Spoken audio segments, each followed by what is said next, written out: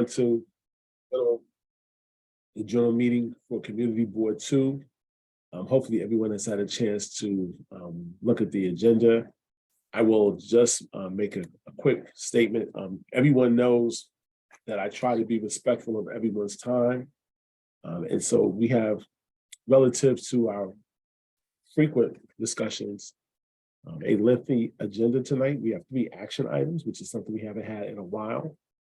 And so what I'm going to do is, if the elected official is on the phone and we invite the elected official to speak, then that will be it for the office. We're not going to have the elected official and their representative speak. If the representative is on and you have calendar announcements, save them. Just send them to the office. We'll share them out. And I want to be efficient with the time. I will not be on this Zoom tonight at 10 o'clock. Just let you know right now, that's not going to happen. So together, we're going to work collectively to move us along. If your feelings are offended, I apologize tomorrow. I am Lenny Singletary. I am Chair of Community Board 2. Our first Vice Chair is Mr. Leonard Jordan. He will be late for tonight's meeting. Our second Vice Chair is Ms. Barbara Zala-Gringer. Our Secretary is Ms. Jessica Thurston. And our District Manager, I don't care what anyone says, is Taya Muller. So that's the leadership of Community Board 2. Has everyone had a chance to look over the agenda? Can I get a motion to adopt tonight's agenda? Ms. Fibush is second for Mr. Smith. Has everyone had a chance to review the minutes of January 2022? Are there any edits or corrections? Should you have any edits or corrections subsequent to this, please send them into the board office and we will make the necessary corrections. With that, first item on the next item on the agenda is the chairperson's report. I really don't have much of a report tonight. I think I gave a lot in our previous meeting, and I will say, thankfully, it's been pretty much a quiet period from our last meeting.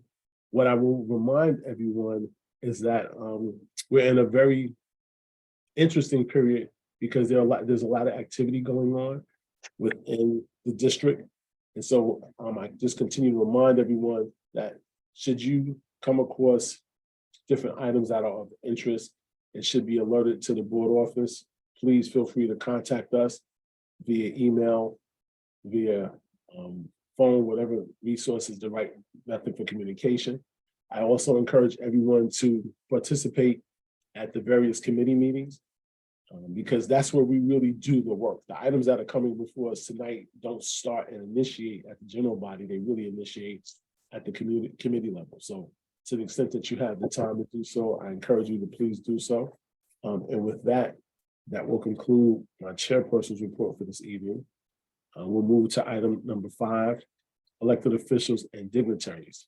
So as you know, those of us who have been on these Hollywood squares for a little while, I get a chance to scroll through and see who I see. And so with that, I'm going to scroll through real quick. And according to my screens, the elected official that I see present is our council member, Crystal Hudson. And so I'm going to open the floor to Council Member Hudson. Good evening, Council Member. How are you? Good evening. I'm good. How are you? Well. Am I starting? Yes, you are. Okay, because I'm trying to keep it brief. I don't want you here at 10 o'clock. So no question. I appreciate the love and the collaboration. That's a great way to set up the platform. I love it. I believe Andrew is going to throw up some slides, possibly. But if not, I will make the announcements and we can follow up and send everything through, and Andrew can drop some links into the chat. But we have a panel series for Black History Month. One will be on the 24th, which is a Friday at Brick. The other will be on the 27th at Pratt. And we can share all those details, but it's going to be a great series of conversations around Black folks in the 35th district. And I think everybody might be excited to see who we'll have joining us for those. Oh, there we go. Wait, can you go back? Oh, yes, thank you. So the first one for the 24th is the theme is the culture shift, how art has been used to memorialize Brooklyn. And on the 27th, it's colonization to gentrification, how land use has shifted in District 35. And we'll have experts and on the panel. So that will be great. I believe everybody is familiar with the AIM-UP rezoning that we're doing, which is the Atlantic Avenue mixed use plan. We have representation from Community Board 2 on the steering committee. We're launching the working groups next week. So one will be on Monday and the other two will be Wednesday and Thursday. We're trying to give everybody a nice little Valentine's Day with their loved ones on the 14th. So we're meeting the 13th, the 15th, and the 16th. All will be at PS9 in Prospect Heights. We encourage everyone to come. They're open to the public, and these will be the first 3 of about a dozen or more meetings over the next several months around the rezoning there. And then just a reminder that we have a housing specialist every Wednesday in our office and a lawyer every Thursday in our office. You can make an appointment by calling our office at 718-260-9191 or visiting the bit.ly link there, which is bit.ly/CM Hudson Legal Help. And lastly, what's on the top of the screen here is that we've got constituent services. We do it once a month at the central branch of the Brooklyn Public Library. And we have an extended version for Valentine's Day, trying to show all of our neighbors some love and give them the resources that they need. So we'll have Oath with us, and then also Brooklyn Neighborhood Services.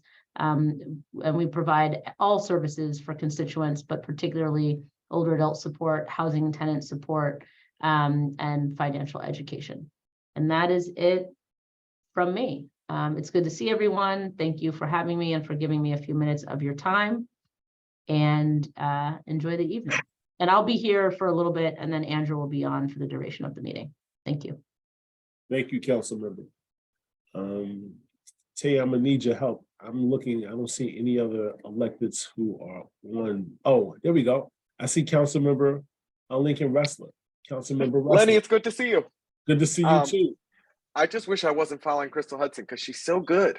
I just, but I'm lucky to have her as my colleague, and it's fun to work with her every day. So it's good to see you, Crystal, and great to see all the folks on CB2. I just want to put that on the record. You were kind, but you kind of had to say that in response. That's like when somebody says they like your outfit, or it's like, oh, I like yours too. But I just want to say I really meant it. And Crystal is also the most stylish member of the City Council, in case anybody was counting. The first thing I wanted to say is that I spent some time this weekend.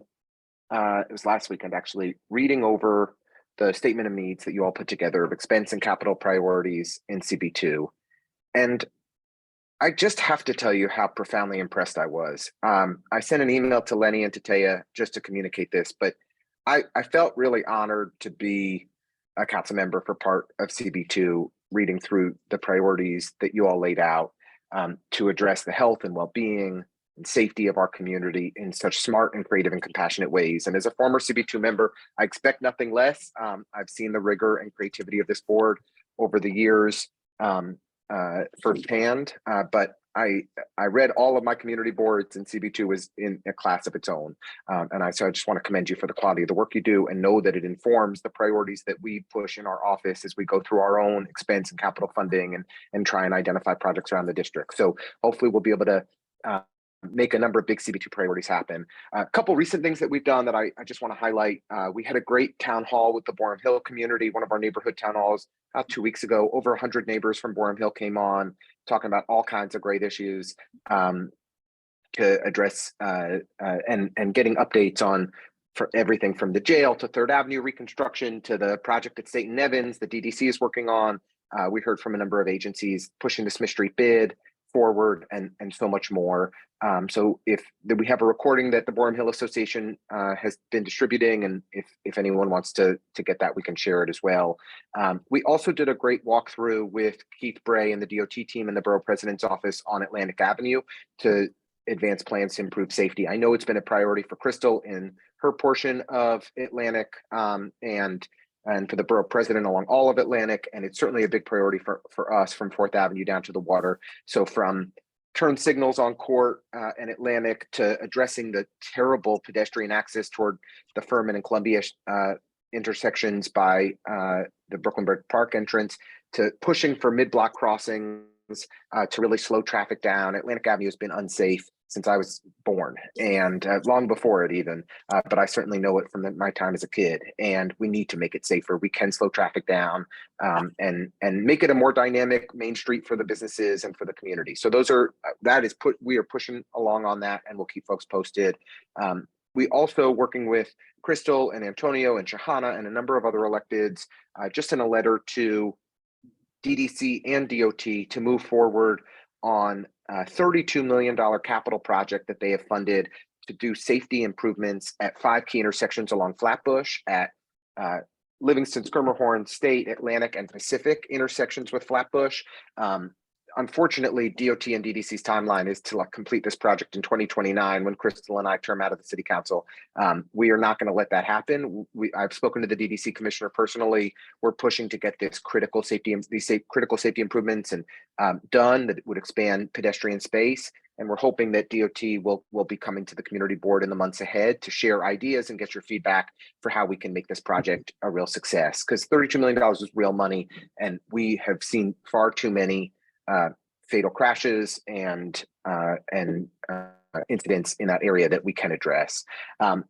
Another big push that I just want to highlight for folks here is, we've got 2 new hotels in CB6 that are serving migrants, and Chips, the soup kitchen just a couple blocks outside of CB2, has been absolutely inundated. So we're helping to try and identify volunteers, particularly Spanish speakers, who can support the Chips community and help them manage the flow of folks that are coming into the soup kitchen every day. If you're interested in that, just reach out to me and Arvind, and we'll follow up and help and can provide some more detail on exactly what we're looking for.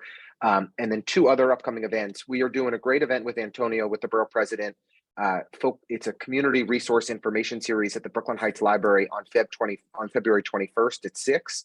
And that is oriented toward anyone who may need assistance from HRA, from employment services, child support services, homeless prevention, public assistance and food stamps.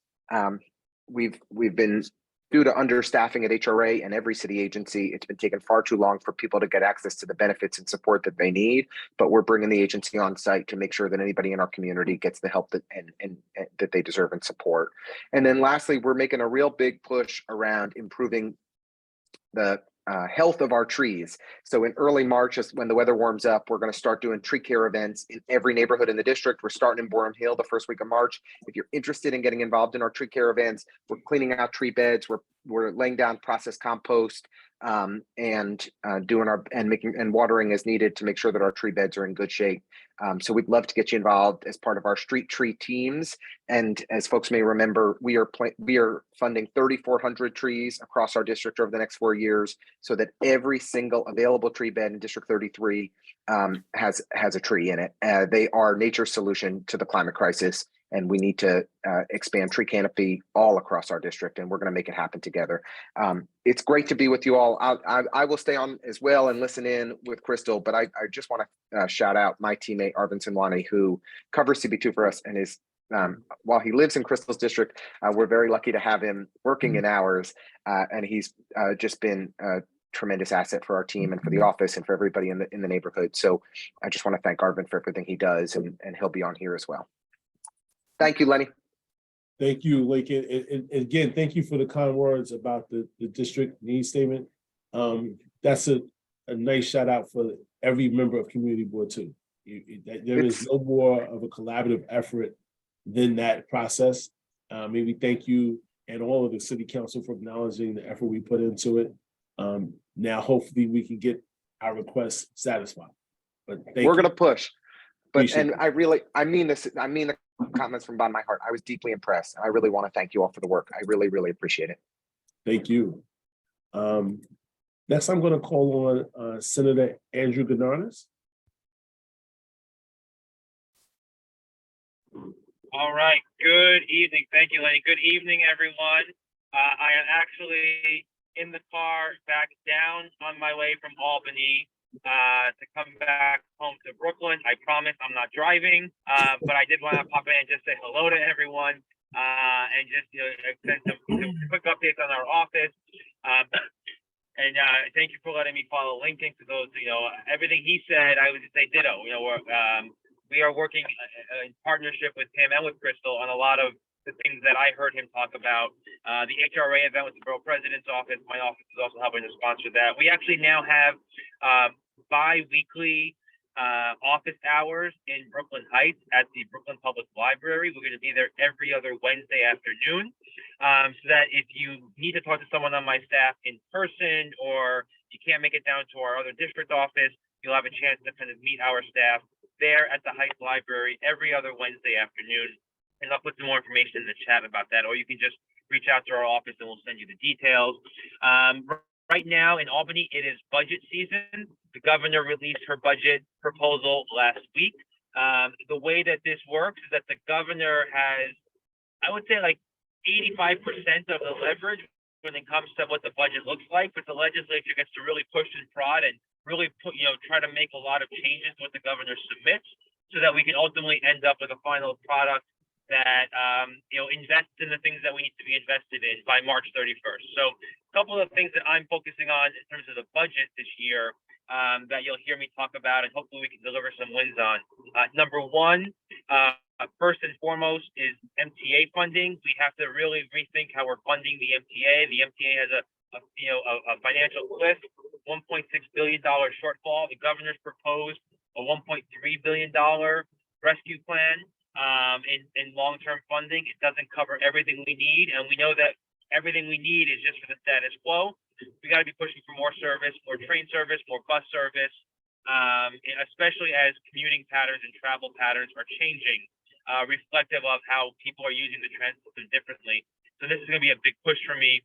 And secondly, is my push on the child tax credit. Last year, I proposed, and I may have mentioned this in our December meeting when I popped on, I proposed something called the Working Families Tax Credit, which basically replicates the success of the federal expanded child tax credit that delivered $300 a month to families, eligible families per child, and in the course of 6 months, cut the child poverty rate in this country by 50%. So I proposed a version of that scaled down to New York standards that is called the Working Families Tax Credit. It would deliver quarterly financial assistance to eligible families, eliminate the income phases, eliminate the fact that children 0 to 4 are not eligible for the state child tax credit, and it would reduce child poverty in New York State by 20%. So I think it'd be a game changer for working families. And the third big thing that I'll highlight is something that's near and dear to my heart as a hunter, and this thing in CUNY and SUNY, our public higher institutions of higher education. Unfortunately, I don't think the governor's budget did right by SUNY and CUNY this year at all. And so we're going to have a big fight on our hands to really make a push for more investment in these really critical institutions. This week, we also held a budget hearing on the transportation budget. And as part of that, we had the state DOT commissioner testify about the DOT budget proposal. And since I sit on the finance committee, I used that opportunity to really grill the state DOT commissioner as to why they have not been at the table in any of the BQE conversations that the city has been trying to lead. We're being told that the state DOT is helping on providing technical expertise on the city's plan for the central portion, but they've really just been MIA in every other part of this conversation. And as we all know, all too well, the state controls the vast majority of the BQE. And so as we're going through this exercise, as we're going through this process, not just for the cantilever, but for the entire corridor, we cannot do it without the state's involvement and their active participation. So I really grilled the commissioner on that and said that we're not going to accept anything but their full participation. So that's it. I wanted to keep it brief and quick. The last thing I'll say is come March, my office is moving. Right now, our main office is still in Bay, but we are moving our office location to Gounardes. So we will be centrally located to the entire district, which, as you remember, goes from Bay Ridge to Vinegar Hill. and touches the Navy Yard, but doesn't include the Navy Yard. So we will be in Gounardes, centrally located. Anyone can come find us at any time, but we're also going to have mobile office hours on a regular basis, like the bi-weekly office hours at the public library in Brooklyn Heights. So with that, I'll say thank you very much. Thank you for all that you all do. And my office is always here to be a resource on anything you need. And, just want to also reiterate the close partnership that we work with all of the other electeds who represent Community Board 2, city and state and federal. It really is a team dynamic. And so we're all in this together, working together for you guys. So thank you, everyone. Thank you, Senator. Travel safe and keep up the good fight. We appreciate what you're doing for us in Albany. So I don't see any more direct representatives. So let me go to Daniel Abramson from the Brooklyn Borough President's Office. Dan, you're on mute. We can't hear you.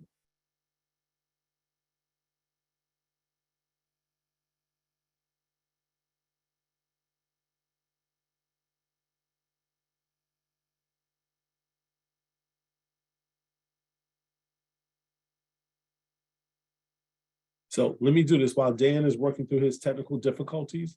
Let me call on B.Schmid, who's representing Representative Dan Goldman. Hi, thank you. Sorry, I have a cat in the way. So since I talked to you last, we have some positive updates. We have a Brooklyn office and we have moved in, and soon we will be ready. By next month, you should be able to come visit us if you want to. Currently, we don't have much furniture, but we do have a phone number if you need any help. You or your constituents, they can call us at 718-312-7575 is our Brooklyn number. And if you have any issues that you would like the casework team, any issues with the federal agency, IRS, Social Security, USCIS, the post office, all of those, we take those through our website at goldman.house.gov under services, and you can tell us all about it, and it will create a case in our system, and we will be able to get back to you about that. So those are positive on our in-district updates. Also, Dan was really excited to get to go to celebrate the Lunar New Year in Chinatown, Sunset Park, and actually he was looking for events all over Brooklyn. And he also worked with Congresswoman Ming to co-sponsor a legislative package that would make Lunar New Year a federal holiday. So that's in the works. And also, since I last spoke to you, he's been assigned to his committees. And so we're really excited that he is going to be representing New York 10 and fighting for us on the House Committee on Homeland Security and on the Committee on Oversight and Accountability.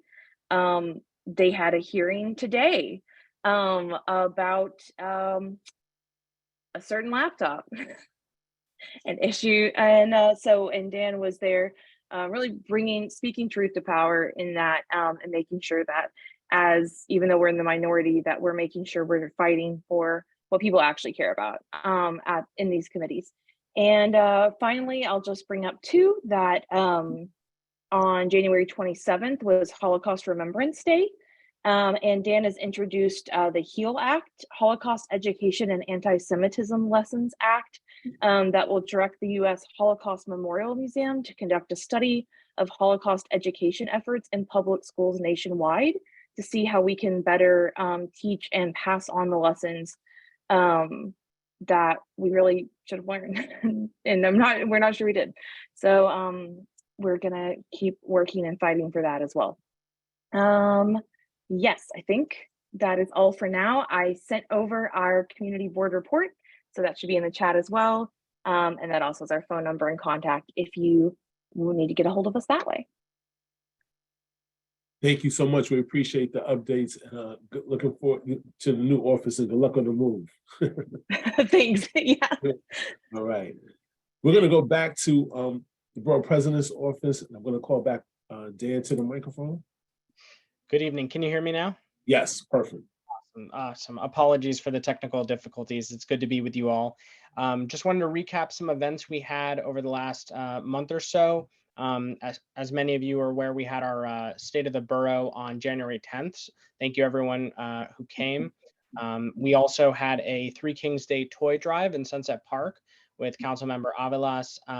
We had a Martin Luther King Day celebration at BAM, which some of you were able to come to, and was a great success. We had a Lunar New Year's celebration at Borough Hall. And coming up this month, we have a Black History Month celebration on the 23rd, and I'll share info with the community board as soon as possible. We'd love for you all to come. It's open to the public and should be a wonderful event as well, with great honorees and entertainment as well. We have some applications that you should be aware of. The capital application for fiscal year 2024 is open. When I'm done talking, I'll put the link in the chat. We also have our community board applications that are still open through February 23rd. Obviously, for those of you who need to reapply, we hope you'll do so. If you know people who aren't on the community board who might be interested, especially youth or members of underrepresented groups, please share the information with them. We're also having applications are still open through February 13th for the CEC slots for the school community citywide education councils. So if you're interested in doing even more service, you can apply to that as well. So thank you for giving me some time to chat, and I'll put those links in the chat. And if you have any questions, please feel free to message me directly. Thank you. Thank you. So this next representative I'm going to call, when I say this, it's not an error. It is, in fact, something to celebrate. So I'm calling on Samantha Johnson, who is now representing Representative Nydia Velázquez. So Sam, the floor is yours. Hello, everyone. Good evening. Thank you, Chair Singletary and everyone at CB2. As the chair mentioned, I am now the constituent liaison for Representative Nydia Velázquez for District 7. So for those who don't know, I'm happy to get to know you all. Thank you. And just to give some updates about what Nydia has done since she's transitioned into the district, on the 16th, we're going to be doing a check presentation at PS 67. There has been $800,000 that we've been awarded to community project funding for hydroponics. So we are very excited about that. And it's going to be for 20 schools within Brooklyn as well as in Queens. And so we'll be doing a couple of check presentations throughout this 2 days, the 16th and the 17th. And then we'll be doing a community meeting for all community leaders. Is really exclusive for CB2 and all the community leaders. We're doing that at Ingersoll Community Center on the 22nd from 6 to 8 p.m. So I'll put my contact information down. Thank y'all. I'll put my contact information down. So if you're interested in attending, I highly recommend. This will be sometimes the first time that Nydia will be in this area. So I want to make sure that you all get to meet her, but definitely to express what's going on and what you guys feel that the district needs, and also what we can do to work better together. And so that's what we have so far right now. But definitely, like I said, I'll put my information down and you guys can reach out for me for any federal issues, but even hyper-local stuff. Y'all know how I am. We'll still try to get it done and working with our colleagues in city and state government. So thank y'all so much for the love, and I'll talk soon. Thank you, Sam. Try to keep it quick, Lenny. I'm trying to keep it quick. Nah, you were fantastic. Keep guys. You get a little home court advantage because you came from CB2. The same way we should have loved the Councilman Restler. You know, that's how it goes when you come out of CB2. So congratulations again, best of luck. Next, I'm going to call on A.Mingus, representing Assembly Member Joanne Simon. Hi, good evening, everyone. I am Allison. So I will also try to keep it very brief. As Senator Gounardes mentioned, hearings are underway in Albany, and Assemblymember Simon now serves on the Ways and Means Committee in the Assembly. And that means that she gets to sit and ask questions at every hearing, so she can really fight for our needs up in Albany that way.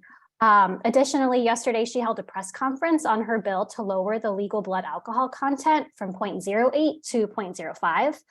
30% of crashes in New York State involve alcohol. So if we can lower the legal limit to 0.05, that can help prevent tragedies from happening. And the last thing is tomorrow we are hosting our first Java with Joanne of 2023. It will be on 5th Avenue in Park Slope at Velvet Brew at 11 a.m. And I'll put all that information in the chat, and maybe we'll get to see some of you there tomorrow morning. And that is all I have for this evening. Thank you so much. Thank you. So I think I'm covered. Now we're going to pivot to the next item on the agenda. We're going to call on our city agencies and community partners. And so I'm going to call on you if you don't have anything to present, it's fine. But I'm going to call on anyone that I see. So I'm going to start with Richard Bureau. Hi, good evening. Chairperson Singletary, ladies and gentlemen. My name is Richard Morrow, and I'm the Greater Red Cross Community Relations Ambassador for Community Board 2. Around the country, we are presently assisting in 45 disaster relief operations. 29 are in the midsection and eastern region of our country. All are climate change related. This month, locally, we provided emergency assistance to 729 adults and 212 children following 200 local disasters. I contacted our head office in Geneva recently, and I got a report about the earthquake in Turkey and Syria. With freezing temperatures and snow falling, the Turkish Red Crescent and the Syrian Arab Red Crescent are working diligently to support the rapidly changing needs on the ground as the devastation continues to unfold. The United States healthcare system is broken. 68,000 Americans each year die because they cannot afford healthcare they desperately need, and millions more suffer unnecessarily because of delayed treatment. Over 70 million Americans are uninsured or underinsured because of high deductibles and premiums. A study by the American Medical Association showed that medical bills are the largest contributor to personal debt in the US, more than all other debt combined, and affecting people in low-income communities and Black Americans the hardest. Despite being the wealthiest country on the planet and spending over $2 billion on healthcare, the CDC reported that life expectancy in the US dropped in 2021, and the US ranks last to other wealthy countries in performance for healthcare services. The Kaiser Family Foundation found that 95,600,000 adults and an additional 12,900,000 senior citizens, a total of 108,500,000, or 1/3 of the US population reported difficulty in affording their prescription medications. The Commonwealth Fund reported Americans are being poorly served by our current complex, fragmented, expensive, and stressful healthcare system, and that timely and accessible healthcare could mitigate many of these challenges. The US Congressional Budget Office wrote that Medicare for All, which saves $650 billion each year, improve the economy and eliminate all out-of-pocket healthcare costs. Dr. Martin Luther King said, "Of all the forms of inequality, injustice in health is the most shocking and inhumane." A reminder, the Red Cross virtual and in-person programs can help you and our community. Our courses are free and deal with disaster self-help preparedness. Please check out our website, redcross.org, for details and to view our programs. I am grateful for the opportunity to speak here. Thank you, Richard. Next, I'm going to call on the Brooklyn Public Library. And tonight I'm going to start with the Clinton Hill branch. Tracy, I'll start with you. Hi, good evening. I'm Tracy. I'm from the Clinton Hill Library. The Ready Set Kindergarten program at BPL has resumed this month. Virtually and in person at participating branches, families can enjoy stories and activities designed to encourage early learning practice. It's a 6-week series, and families will explore literacy, science, and math through music, stories, art, and play. You can go to bklynlibrary.org/kids or your local library for more information. At the Clinton Hill Library, we have our upcoming Friends of Clinton Hill Library open meeting. It's a virtual meeting on February 15th. I'll send a link in the chat for you to register. We're also having 3 upcoming compost and street tree cleanup programs on Saturday, February 18th. DSNY is coming by for a compost chat from 12 to 2. They'll have free compost, bring a bag. On March 11th, we're having 2 programs with big reuse. One of them is going to be a street tree cleanup, and the other one will also be a compost info and giveaway. And that's going to be from 11 in the morning to 4 in the afternoon. I'll put the links in the chat for that. And we also have restarted our movie Mondays at Clinton Hill. I'm now going to turn it over to Alex from Walt Whitman. Thank you, Clinton Hill. I am at Walt Whitman, well, not right now, but what we have on our agenda. Okay. So outreach services for the entire library system. We are working with the city's Action NYC program. Certain libraries are providing free immigration legal screenings and with representation in various languages. There is a wait list for the program, but staff can refer whoever is needing this help to an outside partner.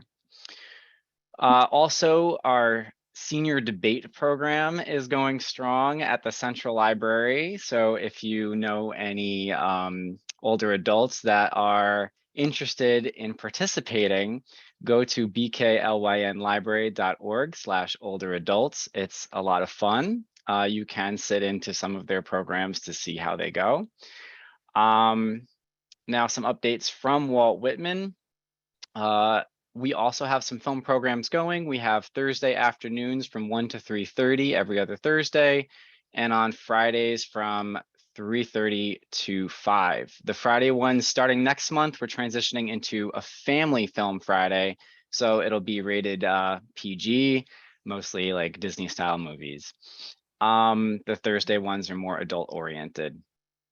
What else? We have K-8 homework help. Last month I mentioned that and I literally found out 2 hours before the meeting.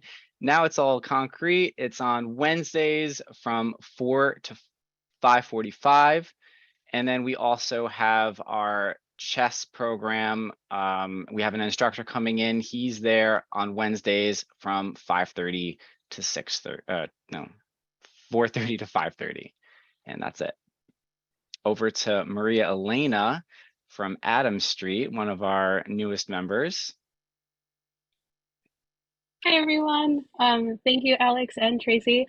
Like Alex said, I am new to CB2 meetings. I'm the new assistant branch manager at Adams Street. Hi. So another update from BPL is that we are also continuing to offer our spring ESOL classes. These classes range from beginner classes to specialized classes, resulting in certification for medical billing, food handling, or digital literacy. The spring semester will begin accepting applications on February 21st. If you'd like to register, you can go to our website /adultlearning or write ESOL at bklynlibrary.org. I'll post the link on that. Some updates from Adams Street are that we are partnering with the Vinegar Hill Food Pantry. We're going to be having an event at the end of the month on Saturday, February 25th to decorate our donation boxes. We'll be officially a donation place for the Vinegar Hill Pantry, so people can come and donate any dry goods. We've recently transitioned from our resume help to an Ask a Librarian. So instead of just resume help, anyone can come in and ask any questions about research. So it's a really great way if you have anybody who's an older adult who wants some help with any kind of classes. We do get those kinds of questions, which is really nice. Our new YA librarian will be hosting their first teen lounge, and that'll be on February 16th from 3:30 to 5. A few other programs to highlight is our adult book club, which features the book Kindred, which is the graphic novel adaptation, on February 16th from 6 to 7:30. And a new program that our children's librarian will be hosting is a Sunset Story Time. So it's a story time later on at night, hosted on February 21st from 5 to 5:30. I forgot to mention that our Ask a Librarian programs are going to be on Wednesday from 2 to 3. Thank you so much. Is that it for the library? Well, actually, Rachel was not able to be here tonight, but Brooklyn Heights is going to be having an author event on March 14th with Michael Azalina and a March 30th queer author talk with you, Ryan. I put the links in the chat for that. And that's it for tonight. Thank you.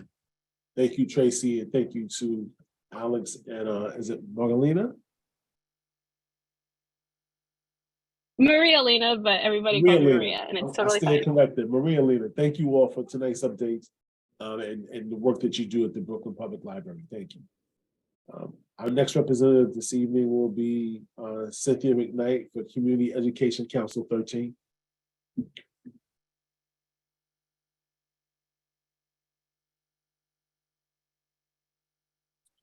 Our next speaker this evening will be Cynthia McKnight.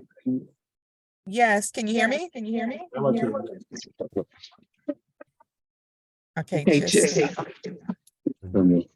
Ooh, I'll just type it in. Can you hear me now? Can you hear me now? We hear you 3 times. So if you want to just type it in, that's fine. If there's an echo. Richard Moore. Okay, I will do that. Do the time. Thank you. And as I look through, I think we captured everybody. So this is great. Thank you everyone for participating and providing the updates. We sincerely appreciate the brevity, and I can't thank you enough. So let me move on to the next item on the agenda. Next item on the agenda are committees for actions. We're going to start with the Health, Environment, and Social Services Committee, and that committee is chaired by Mr. Brandon Smith. Good evening, everyone. Thank you, Mr. Singletary, and nice to see you. I hope everyone is well. My name is Brandon Smith. I'm chair of the Health, Environment, Social Services Committee. I'm honored to have as my co-chair, Ms. Nicole McKnight. We had a very interesting meeting last week where we had a presentation by what's called an OASIS provider. This is the Office of Addiction Services and Support, overseeing credentialing of substance abuse counselors and prevention practitioners.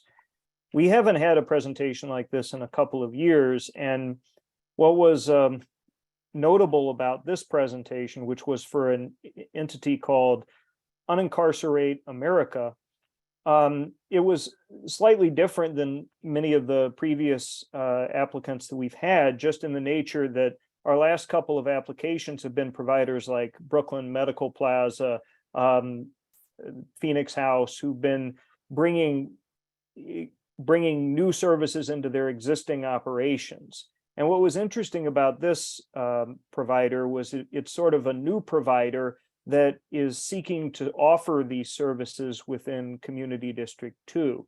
The board office, I want to thank the board office for presenting this, because there's and really like guiding our committee in terms of how to approach the issue, because there are a few different postures that we can take in terms of our letter and how we would approach the issue. It's not just an approve or disapprove. There are really 3 actions that are sort of similar, but I just want to go through it so it's clear that people understand what we did. We can have a letter of recommending board support of such a organization, which may list items of concern. We can have a recommendation of board feedback where we state that we disfavor the applicant's proposal, but we have to include our items of concern, or we could choose to take no action. And after hearing this application, our committee voted 6-2 to 1 to send a letter of board feedback expressing that we disfavor the applicant's proposal and listing some specific points of concern. And it's really the first time we've ever done that. So I just want to go through the presentation a bit so that folks understand what this is about. I'll try to be as succinct as possible. The applicants presented to us, and specifically these applicants consisted of Ms. Kennell Dees, the vice president of the organization, and Mr. Malachi Cottrell, who is the treasurer of the organization. They gave us a slide deck that went over at a very high level what the organization was going to provide. And I think what was notable about this for the committee was that the mission of this organization was to provide substance use treatment, anger management, employment assistance, housing assistance, health insurance assistance, a very broad range of different services. And they presented to us their team, which seemed to consist of 7 individuals, including the CEO, who is apparently a high school teacher at a charter school in Harlem, focused on mental health disorders, and a number of other different folks who are within their group of 7 people, who include a doctor who's their medical director with his own practice open for a number of years, doing outpatient, acute, chronic medical care and wellness support. They also stated in their presentation that they were hiring social workers that were going to be experienced, with passion and with appropriate education, and that they would train their volunteers by providing them training materials. And beyond that, we didn't get a significant amount of detail about the actual plans to operate this business. We were able to confirm with them that they are a nonprofit, but throughout the presentation, they repeatedly referred to themselves as owners and referred to their nonprofit as a business, which created some confusion in the committee members about whether they truly were a nonprofit.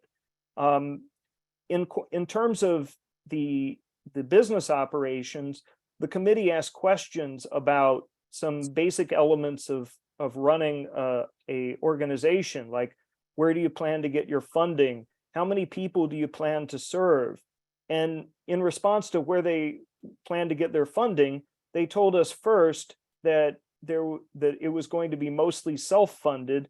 And then in response to a later question about whether they would be getting a grant from OASIS, they indicated first they wouldn't be getting a grant, and then later clarified that yet they would be getting a grant, but they were unable to say how much they were asking for. And considering that one of the folks presenting this was the treasurer, it was kind of hard to understand that there was a significant plan for operating this, at least where the funding is going to come from. In terms of other organizations that they were working with, they were able to indicate that they would get clients and support from the Fortune Society, but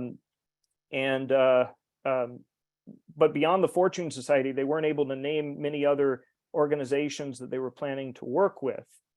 One of their slides referenced their involvement with Community District 2, and one thing I noted after the presentation was that there was no reference to where exactly they'd be located in Community District 2.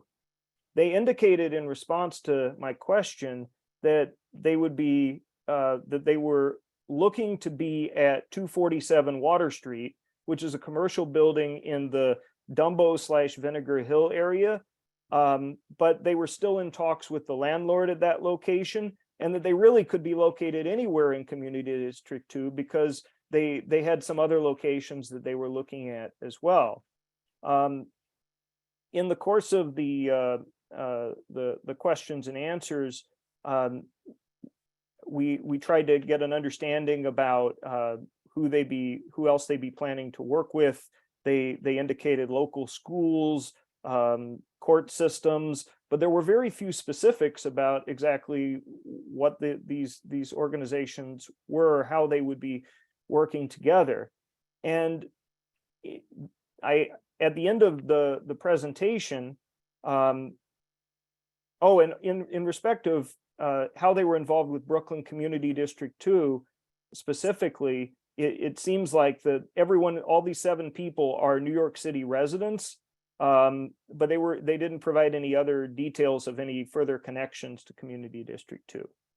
So after hearing all of this, the committee had a lot of questions, and in the course of our deliberations, the concerns were specifically expressed to be around the lack of a clear business plan, the lack of an idea of where the physical location of the business would be, and the lack of a clear description of funding.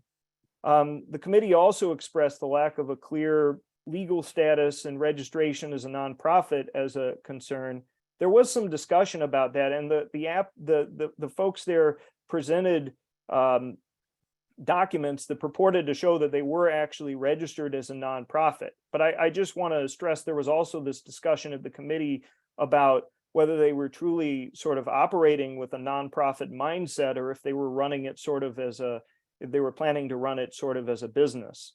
So after this discussion, the committee voted 6 in favor, 1 opposed, and 2 abstentions to send this letter of feedback expressing that that we disfavor the application for the reasons that I just articulated.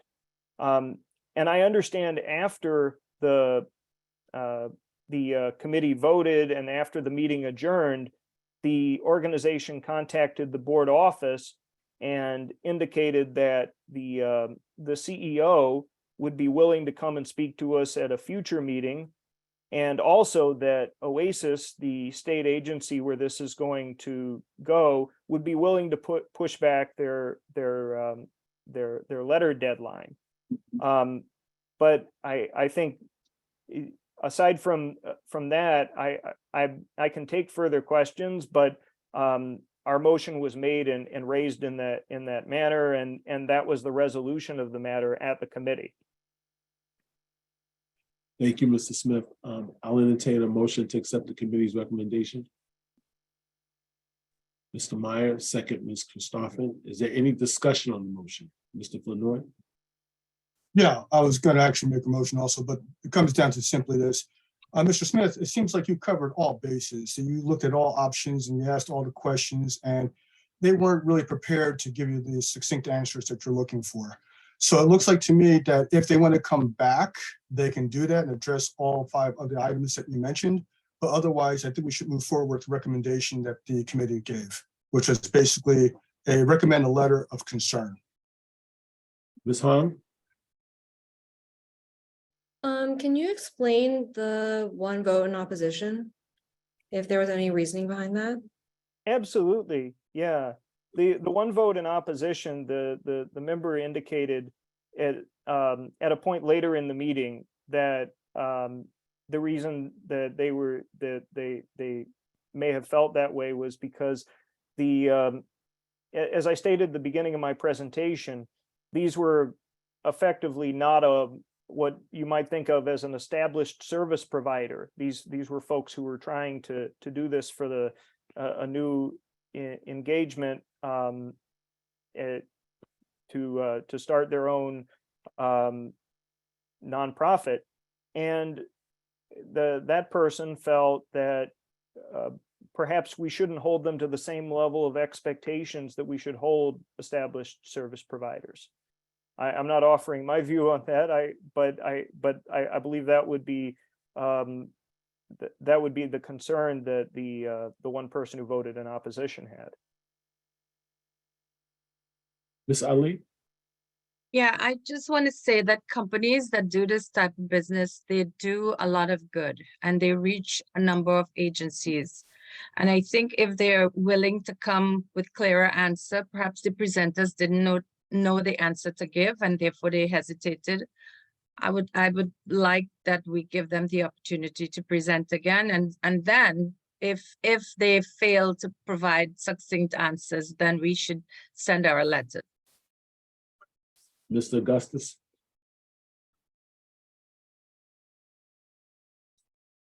Ernie, You're on mute, Ernie. You do this all the time. You got to click mute for me.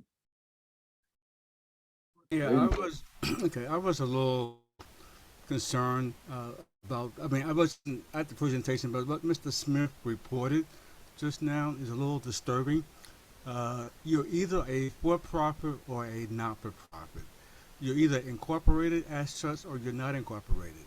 If they're incorporated as a not-for-profit, I don't know if they had their attorney or their legal representative to clarify, but apparently they didn't bring their chair or their attorney just to be very clear in terms of who they are and what type of animal they are.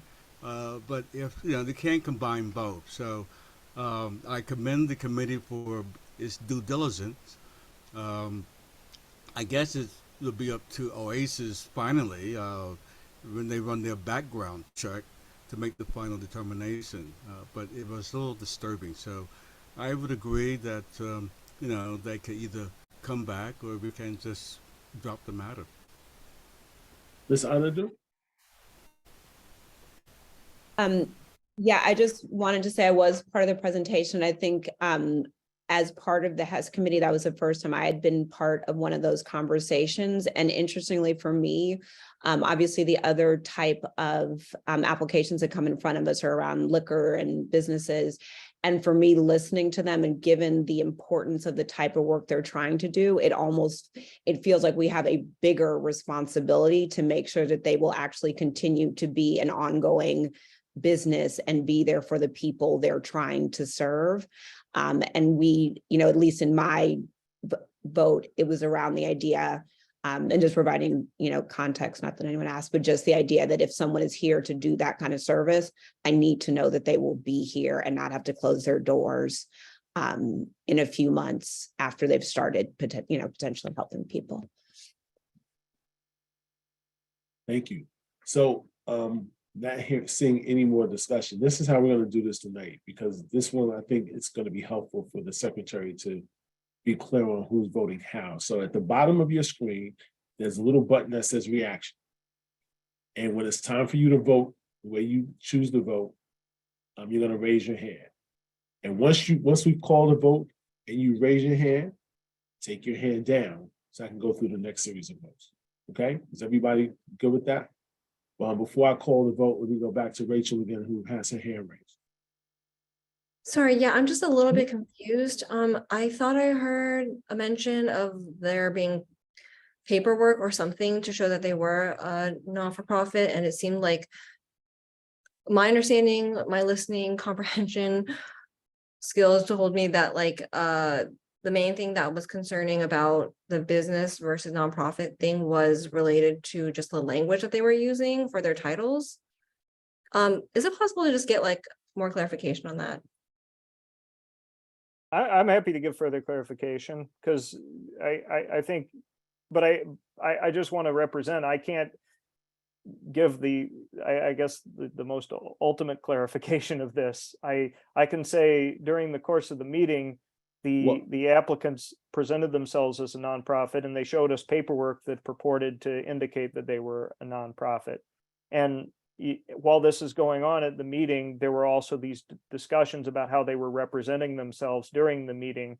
And the only thing further I can add is that they explained at one point that they were representing themselves as owners because that meant that these were the people on the incorporation papers.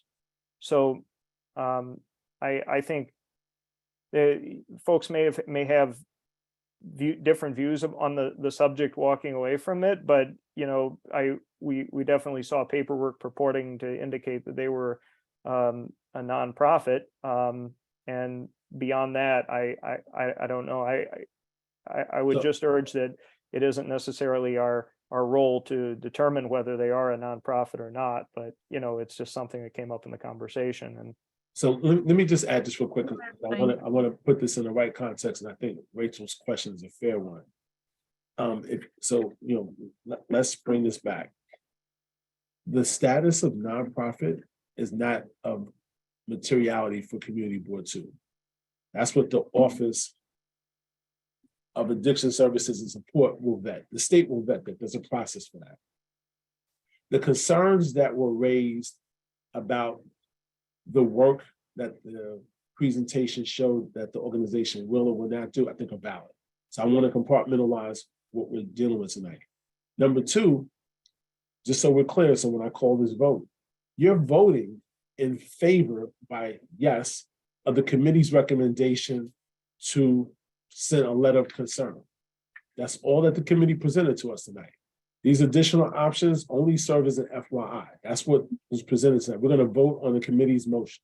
So let's not get distracted. Let's not get confused. I think these are great questions, but I want to keep things that are germane to what the vote is. The recommendation from the committee by a vote of 6 in favor, 1 opposed, 2 abstentions is to recommend a letter of concern. That's what we're voting on. I'm going to take these next 2 questions from board members, and we're going to call the vote. Ms. Ironhorn. Hi, so I'm a member of the committee. I had missed the first part of the meeting with the presentation, but was there for the majority of it. It was a bad presentation. It was a really bad presentation, but there's been some discussion about allowing them to come back to discuss further, to give them another chance. Nonprofits are incredibly underfunded, incredibly under-resourced. They are new. And I don't see the harm in letting them do that. And so I am not in favor of sending the letter and going to vote that way moving. So when we vote, you can exercise that way. When we Yeah, vote, it's discussion, Lenny. It's this. Yeah, that's cool. I got you. I just want to make sure we get to that point. So I want to give you a chance to actually vote and let other people vote as well. So it looked like you froze for a minute, but just wanted to say we can do that when it's time to vote. Ms. Cumberbatch.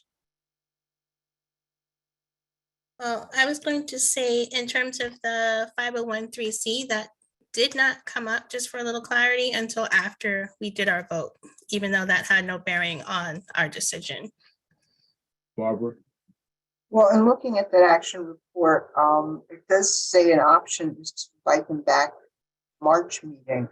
So I don't, is that part of the vote or not tonight? Not voting on. What I'm looking at committee is voted not to invite them back. Is that what I'm looking at is the committee's recommendation to recommend a letter of concern. That's the action that's before us. That's what we're going to vote on. Okay, thanks. All right. So with that, I'm going to call the question. So again, everyone who's in favor of the committee's recommendation to submit a letter of concern, I need you to digitally raise your hand and wait for the secretary to record the action.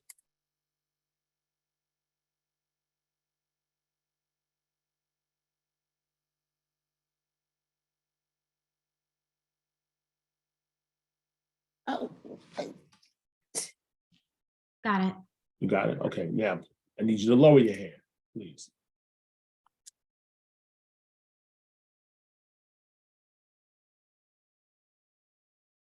I need you to lower your hand, please. Zero. Thank you. All those who are opposed of the committee's recommendation, please raise your hand. Get my book together.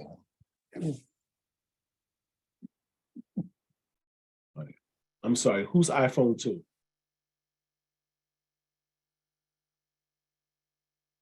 I see iPhone. Who is it? Okay, thank you. Not a board member. Okay, thank you. Good. Jessica, you got the count? Okay, great. Can you lower your hand, please?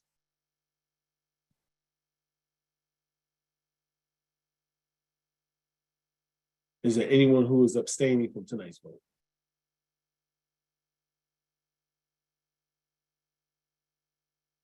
Okay, the motion passes 24 to 7-3. All right, thank you.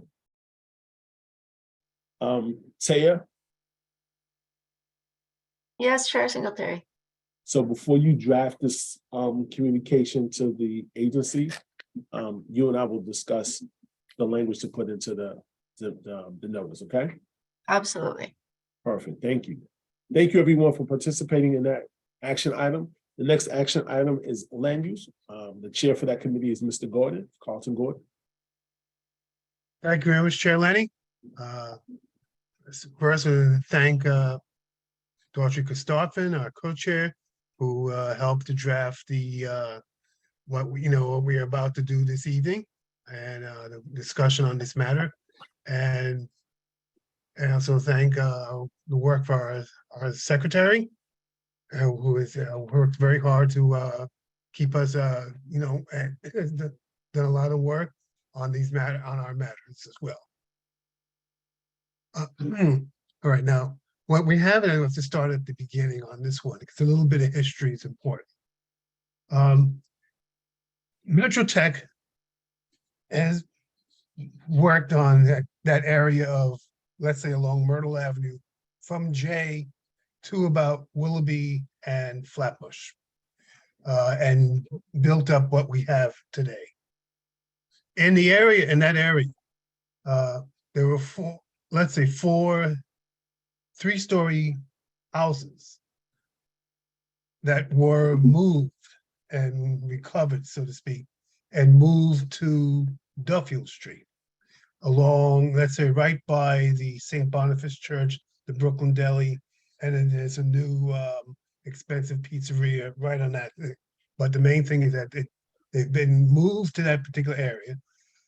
There was 4 houses at 182 Duffield Street, 184 Duffield Street, 186 Duffield Street, and 188 Duffield Street have been sitting as a result of the moving from Metro Tech, and were a part of Metro Tech, so to speak, for a number of years.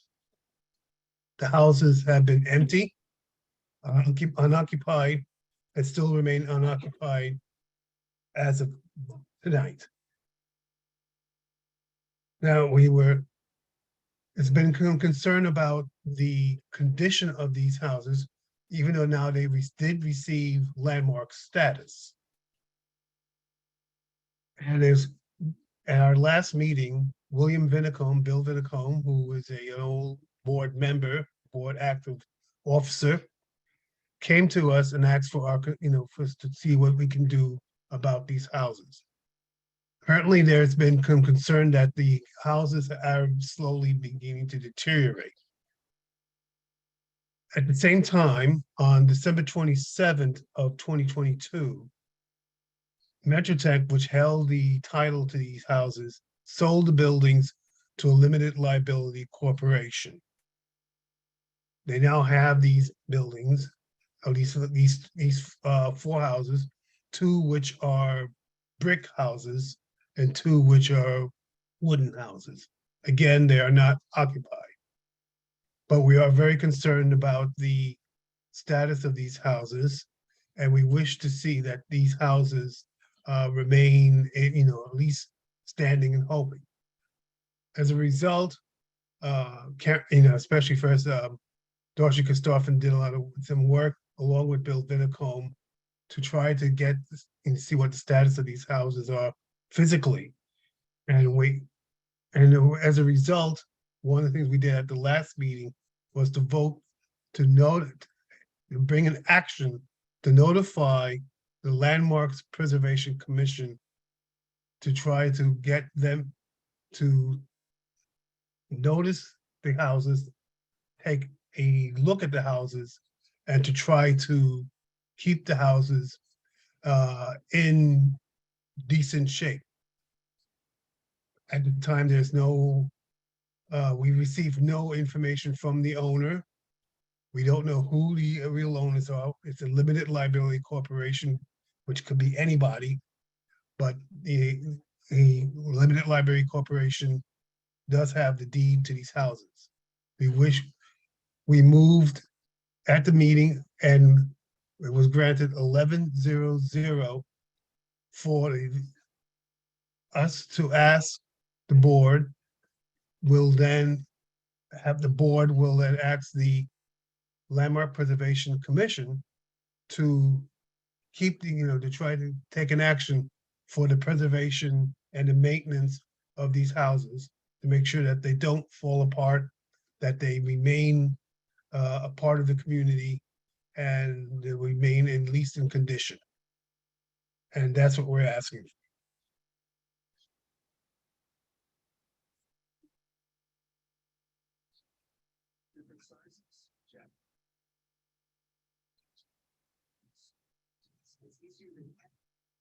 Well, my apologies, 1 second. Okay.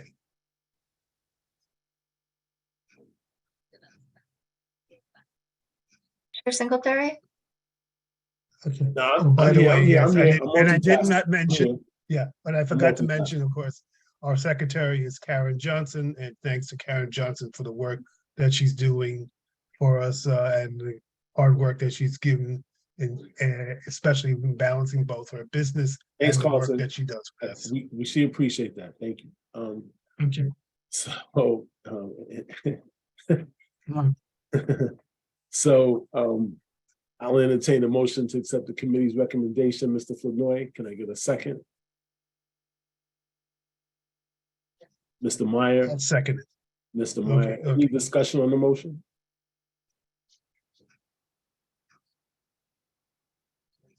Seeing none, hearing none, all in favor, if you would digitally raise your hand.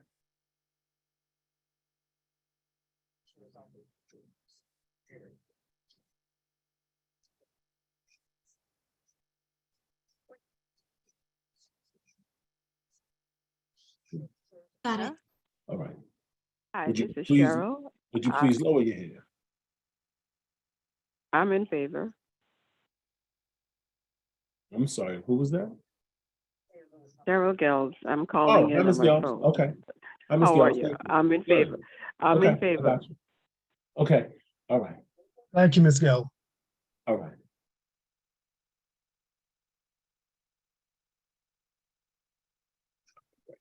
Is there anyone opposed? Would you please raise your hand?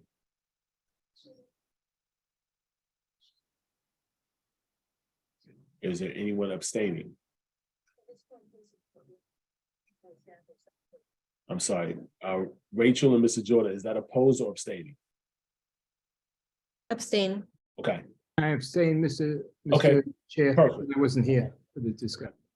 Jessica, we good? All right. Good to go.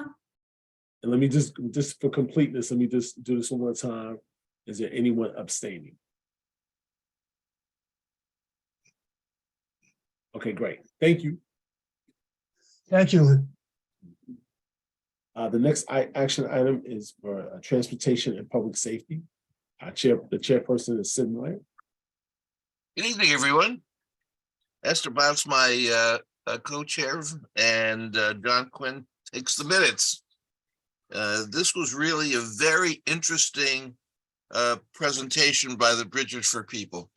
It turns out that there is something called Trinity Park that's just east of the exit from the Manhattan Bridge.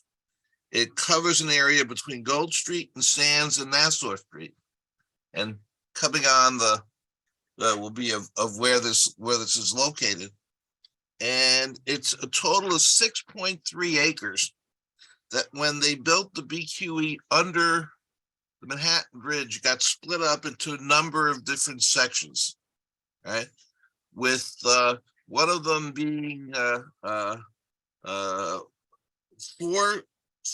acres, but it turns out what's left usable is a small part that's only 6.8 acres. So it's a significant amount of parkland within the community that's been unavailable to the community for a number of reasons. It's become a trash field with illegal dumping. It is used by a lot of different parkers illegally.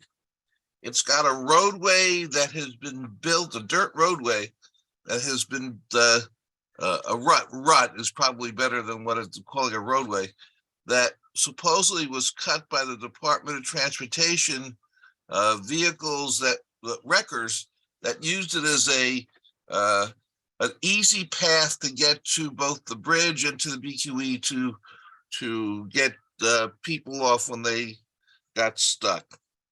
So the Bridges for People would like to reclaim it, restore the full acres to parkland to as much as possible.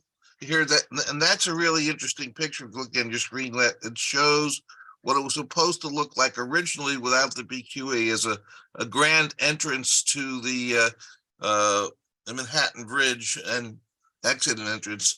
And as you can see, this is the way it would have supposedly looked. And you can even see the L coming off of it, and the And it was really supposed to be a grand entrance.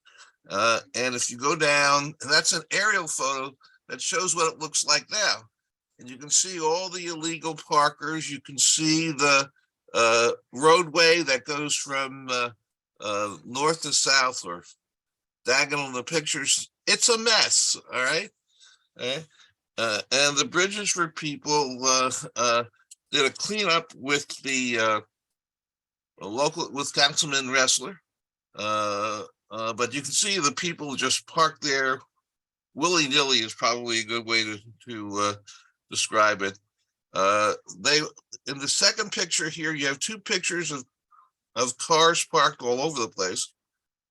On the roadway, which Taya is showing on the left, that section they would like closed and returned to the park.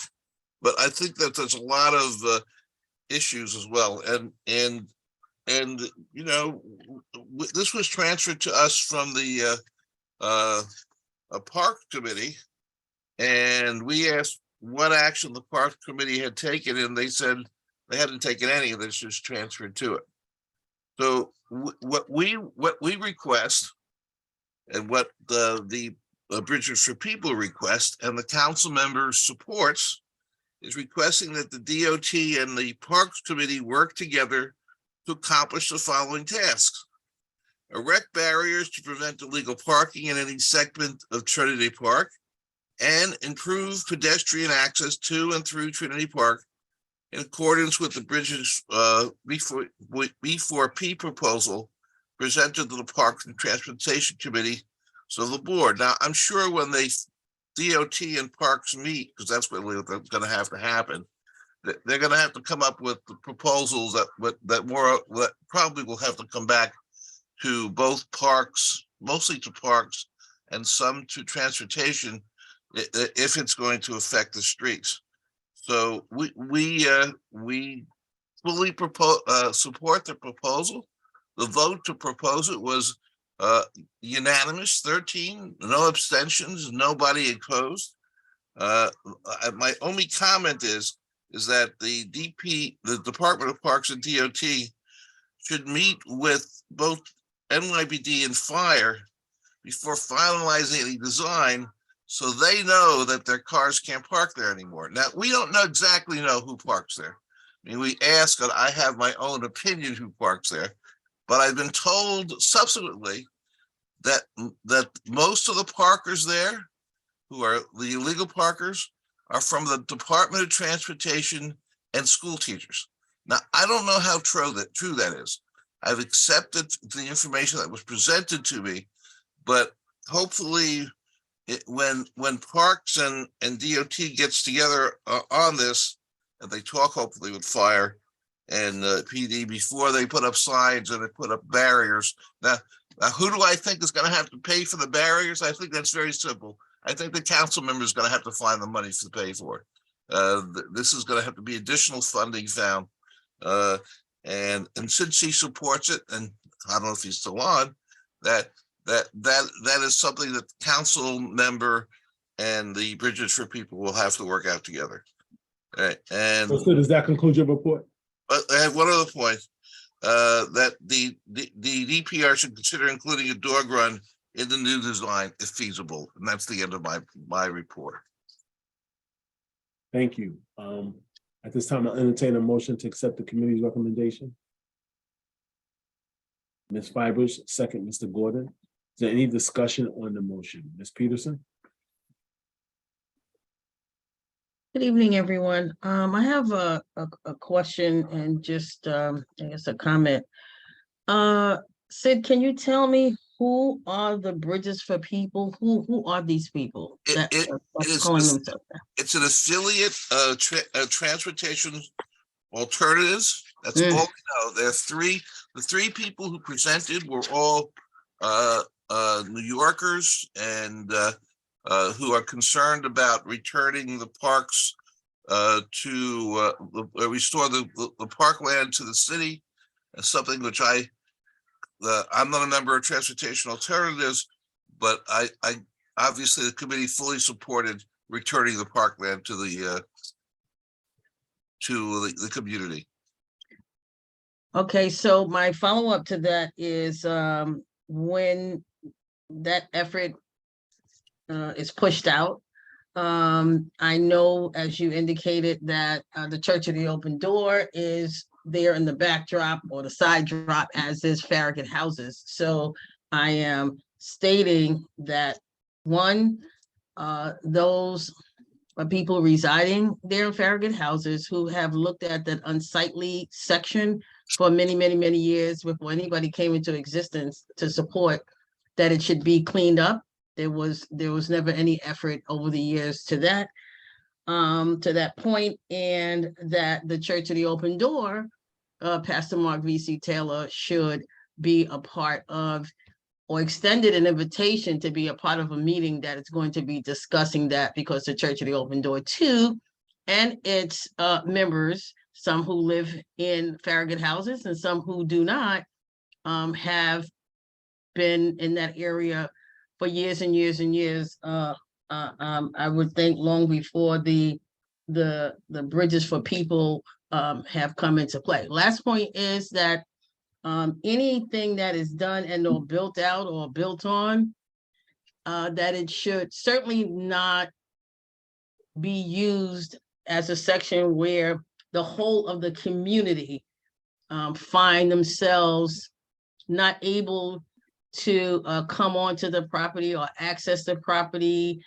conveniently to their pleasure, because, as I said, they have lived in the area for many, many, many, many years and have not been the beneficiaries of that place being clean or even determined to be something that's useful. So now all of a sudden, there's an interest, but the interest have to be inclusive, whatever it is that they think that they want to do. Thank you.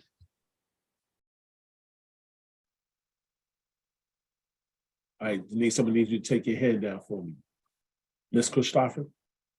Thank you, Chair Singletary. Sure. I just have a quick question or clarification. I thought, Sid, I heard you say that the committee's recommendation is in alignment with the Parks Bridges for People recommendation. The committee's recommendation has two parts: erect barricades and improve pedestrian access. But in the presentation that was attached, I see a slightly different recommendation for point 2. They have erect barricades and conduct an analysis to begin closing redundant roadways. Can you just speak to that quickly? Thank you. My understanding with this, my understanding came from the letter that was sent to us and from the, and I asked that question as well. This was what the specific requests were. We approved what the specific request was. So wait, let me add a little clarity to this. Essentially, what the vote is that's on the table is whether or not the request that was submitted can move forward.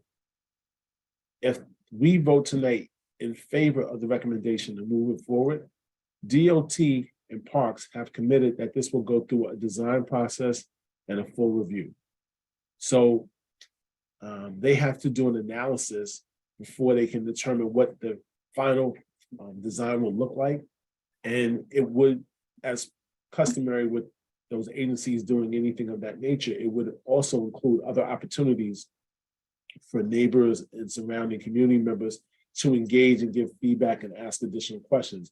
So this is not, to phrase it a different way, this is kind of the ability to create the meal, and then we'll have the full course meal later. But this is just to move the process along. Understood. And one more question, Sure. comment. Sure. I was going to make a friendly amendment because I think Ms. Peterson brought up some great points about who should be involved or invited to discuss what happens with this space. And the committee recommendation has the last paragraph that has the chair's recommendations. I was going to ask if we could add Ms. Peterson's recommendations to that section of the action report. Who made the motion? Who's the most, whoever made the motion, I would ask that it would be, I would agree with you, Daughtry, that should be added. I think all the community interest should be consulted before anything is finalized. So just to repeat, while Georgie makes an excellent point, when DOT and the Parks Department goes through their design review, that opportunity will be there as well. Not to suggest that we can't make we can't accept it from the amendment, but I just want to emphasize and amplify that no one's voice will be omitted from the process. The scope? Yes, thank you. I really support the first two parts of this proposal, and that's really strong, that's easy. But then I have some concern about the committee chair's additional requests. And my concern is, like, first of all, the committee voted, you know, on two pieces. Now there's additional requests. And I feel that at least one of these requests goes counter to a lot of the work that the committee has been doing. And that is the second one, where DOT should consider designating part of the roadway for NYPD and FDNY parking. It's all the way at the bottom. I did a little bit of research right before this meeting. I found out that New York City has more than 300,000 employees, more than 50 separate agencies. And that means, you know, we have a lot of people getting to work every day in different ways. I know that we have been working very hard on the air quality around here by using certain strategies to gently, lovingly discourage car use, to encourage city bikes, to encourage bike lanes, other traffic calming things. And here we are saying oh, except for FDNY and PD, who are supposed to protect and serve, they are different and more special than all of us, and we're going to provide parking for them. In addition, I believe that parking for FDNY and PD should probably go to the unions and the Office of Labor Relations, and it doesn't have a place here. That is my opinion. I really don't know what the response is going to be. I would love to support the first two parts of this proposal, but that little piece is I have extreme concerns about. Let me tell you No, I got this, Sid. Hold on. So as I read this, what I'm reading is that the committee voted 13 in favor, 0 opposed, 0 abstentions to the following. Request that DOT and the Parks Department work together to accomplish the following tasks. A, erect barricades to prevent illegal parking at any segment of Trinity Park, and B, improve pedestrian access to and through Trinity Park in accordance with the Bridges for People B4P proposal presented to the Parks and Transportation Committee of this board, period. That's what we're voting on, right? So I want to be clear, because it wasn't presented that way. Now, these additional comments at the bottom are what the chair includes as following additional requests. I don't have anything in the minutes to show that the committee voted on those additional items from the chair. So since those were not voted on, we're not even taking those under consideration. I want to be really clear. That's what the minutes show. And so should I have to go through an audit of what the minute presented, the position of the chair is not anything that is included in there because the committee did not vote on that. So I want to be clear with everybody. The chair has the right to make that suggestion, which will be taken into consideration at a later date. But what we're voting on tonight, and I assure you, in the letter that comes from Community Board 2, will be what was presented to the entire committee, which are items A and B, period. I just want to take a point to personal privilege. Sure. I am strongly opposed to placard parking. People have heard me talk about enforcement against the placard parkers, including the police and fire. But at the same time, I realize that police and fire who work strange hours are going to continue to park. They park on Adams Street, which I don't like particularly, and has been subject to a lot of complaints. I don't like it. I would prefer, frankly, if the city paid for parking off the street for them. But the city's position is that they allow them to park on the street. I would prefer if they formalize it and keep them where they belong and not have them park willy-nilly. That's the only thing. and I'm strongly in favor of enforcing, including police and fire, when they park outside of designated areas. Thank you, Sid. Ms. Fellow? Thank you. My comment is about the appropriate use of parkland. The city owns parkland in trust for the public and may not lawfully use it for any non-park purpose without specific authorization from the state. It seems like what the city is doing here is illegal. There are several cases that have held that the city cannot use parks as parking lots for city employees. So I just thought people might find that helpful. Me too. Mr. Augustus? Come on, you, Ernie. Yes, actually, I agree strongly with the position that Denise Peterson articulated.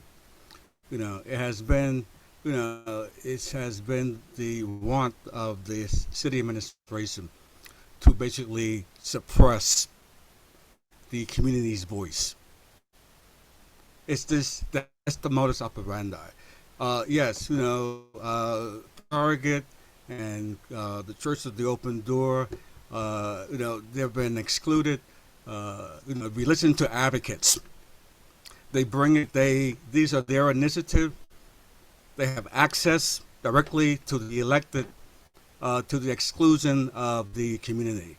The inability to reach out and to include the community, the surrounding community that's going to be affected and impacted is horrendous. There's no direct conversation between bike advocates, and this is a initiative, and you identified them, and I'm glad you did, that exclude the community voice. I would like to see council member Restler ensure that the community, Farragut, the Church of the Door, are involved in the discussion and not giving lip service, to their involvement. I think it's important, very important. If you're going to have a public policy, you're going to need a policy that's going to be needed to be supported by the public, and not to exclude them. But that's been the work. So I agree with Denise. I agree with Dorothy Kistoprin, that should be involved, should be outreach to, and be included, and to participate in a genuine way. As far as the issue, I'm sort of conflicted about this. I'm not following the letter, the letter of the law regarding this small piece of parkland, because it's a parkland by definition, because it's not a parkland. It's a embankment in a real sense, and you could call it, you could put a ball pot in the street and call it a garden, but it's still a bit of a street. And you could call a embankment off a highway that had some grass on it a parkway, and it's really not a park, a public park in the real sense. But I say that because there's an issue about public safety, and it comes to me about police and fire that protects the broader community. I'm concerned about. Do we have to compromise or make adjustment or to accommodate? That's how we live in New York City as a dense urban center. We make accommodation, we compromise, and we manage to manage to live together and to protect the general public. So I'm not gonna, as far as I'm concerned, I live in Clinton Hill. I read all the statistics and I listen to all the political rhetoric about crime in New York City. Lee Zeldin almost became the council member because he used that in his campaign. It says to me, I would have had the freaking Nassau County Police circumvent all these police precincts so you could have police protection. Let's wrap this up. Come on in. All right, but that's it. I would vote to oppose this. Well, except for the amendment that they offered. So who made the motion? Was Sid, hold on, we'll come back to that. So before I call on in this order, Mr. Ferreira, Mrs. Olive Ringer, and Mr. Quinn, let me just make this one clarification, then I'm gonna call on Lincoln Restler at the end. Councilmember Restler. Let me just make some clarification. One, we've always had an open platform where people can express whatever they want at CB2, which is what we will continue to do. But as to the best of our ability, let's stick with facts, okay? Because when we start going out off these passionate pleas, sometimes the passion gets in the middle of the facts. The facts are, no one is being excluded from this process because, as I communicated earlier, this is a recommendation for us to move forward. DOT and Parks has communicated to the board office and to myself that they will have a design review process. In which case, like any other design review process, there is a responsibility as per the charter for the community to have an input. It's number one. Number two, I just say this to remind everyone, we are voting on items in the committee recommendation that address points A and B, period. Oh, that's it, right?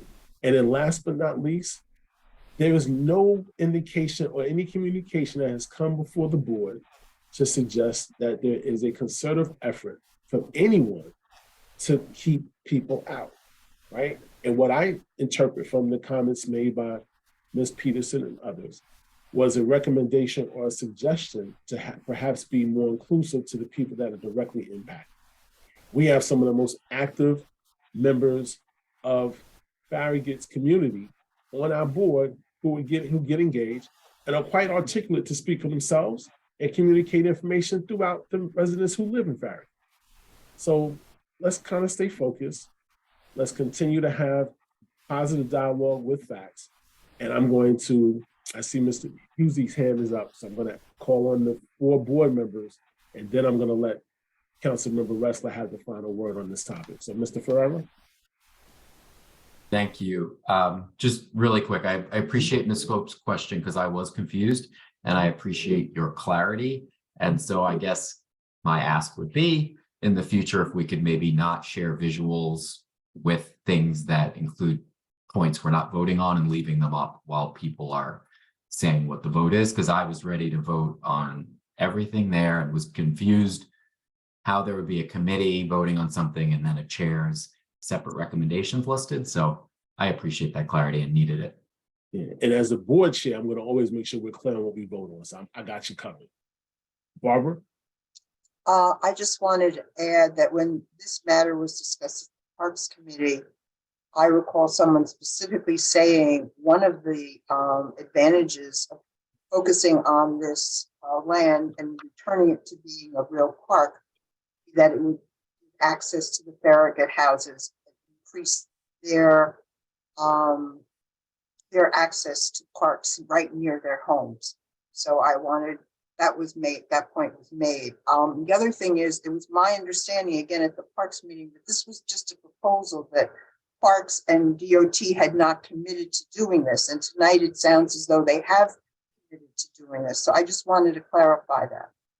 I don't know if they have either. They're waiting for Community Board 2 to make a decision. And once Community Board 2 makes a decision, then that will put in motion their next step. But should the Community Board 2 make a decision in favor, they have already communicated that they will have a design process. And I guess work collaboratively to get that accomplished. That's what's been communicated to the board office. Okay, thank you. Sure. Mr. Quinn. Thank you, Lenny. I was on the committee, as has already been noted. When we before the committee meeting, and I saw the proposal, my reaction was, who knew that there actually was a park there? We had actually learned about this maybe a year ago, not this proposal, but that there was a park there when DOT came to us to do some road improvements on Nassau Street, which is the southern border of the park. And they noted there was a small semicircle area that abutted Nassau Street that was actually being used as a park. And they wanted to increase access to it by doing some roadside street improvements to improve the sidewalk to give access to the park. But when we got the proposal that Bridges for People brought to us, none of us, at least I think no one on the committee, knew that there was a 6-acre park that had been chopped into pieces by the construction of the entrance ramp to the Manhattan Bridge by the construction of the BQE and the entrance ramp from the BQE eastbound onto the inbound Manhattan-bound Brooklyn Bridge. And the map that was put up during the presentation showed all of those carve-ups because the BQE went over the park and the ramp went through the park to connect down, to go through street level park ground and to connect to the bridge. But the fact is, we now know that there is a 6-acre park, not an embankment, though some of it has embankment to it because of the connection of the ramp from the BQE to the bridge. They had to fill in the dirt to fill in that space that was created. But it is a park, and no one in any community, Bridge Plaza or Farragut or any of the other, or even, Dumbo, which sort of adjoins it, has ever brought the parks, to my knowledge, and Barbara can tell me if I'm wrong, and no one has brought a transportation issue to our committee to do something about the park. And as the chair has already pointed out, this is a start. If there's going to be a design, if it's going to happen, our committee, just as this was announced, this topic was on our agenda. If our committee comes back to deal with DOT with fixing up that area, or they go to parks, it's going to be known to everybody. And we're going to ask transportation, and parks will ask parks, have you reached out to the community? But the community didn't reach out to us to do what we're recommending tonight. Another organization which had an interest in the park has reached out to us. So whether they're bicycle people, or whether they're walking people, or whether it's the people who actually park there who now want us to pave it over and turn it into parking, somebody has asked us to do something, and we have done something. So I think it's too early to worry about all the stakeholders, because we're not going to have stakeholders unless we're going to have something to be done. This is not a design session. This is getting it started. Thank you, John. Thomas? Hello, everyone. First of all, I want to thank Chair Singletary for so eloquently clarifying what the purpose of this motion is, what the consequences of the motion would be. There's a lot of speculation about who's parking on this land. We don't actually know who it is, and it doesn't matter. It's illegal to park a personal vehicle in a public park. What we're voting on today is the start of a process to return the practical use of the land to the people of New York City as a park. Voting against this motion is a vote for the status quo. It's not a vote to preserve the community's needs or desires. The status quo is the theft of our public parkland by a handful of drivers who illegally use the park as a shortcut and to store their vehicles. It's a disgrace that the city has allowed this to continue for as long as it has, but we have an opportunity to add 5 acres of parkland to our district and to the public tonight if we vote yes. Thank you. And before I call on Councilmember Restler, we call on our last board member who has a hand raised, Ms. Gilman. Hey, hopefully you guys can hear me. I'm just in a little bit of a noisy spot. I just wanted to make a note. I appreciate the clarification on the vote. And just a sense that kind of what we send in is just on those topics. I think I'm not sure what the usual practice is with chair and additional commentary, but if it's unknown by the committee and then unknown also by the presenter, I just want to flag it as unusual. But I also would love to not take up any more time on the matter and keep moving forward. Big hug, Kate. Councilmember Restler. Similarly, want to be respectful of time, but just because my name was raised a few times on this one, I wanted to just jump in and share a perspective. Sid, I'm happy to pay for any barriers that you can identify, so I'll just clear that up on the first at the beginning. But in all seriousness, you know, as Mackenzie and Thomas and others stated so clearly, we shouldn't have parking happening in parks, and the impetus for this.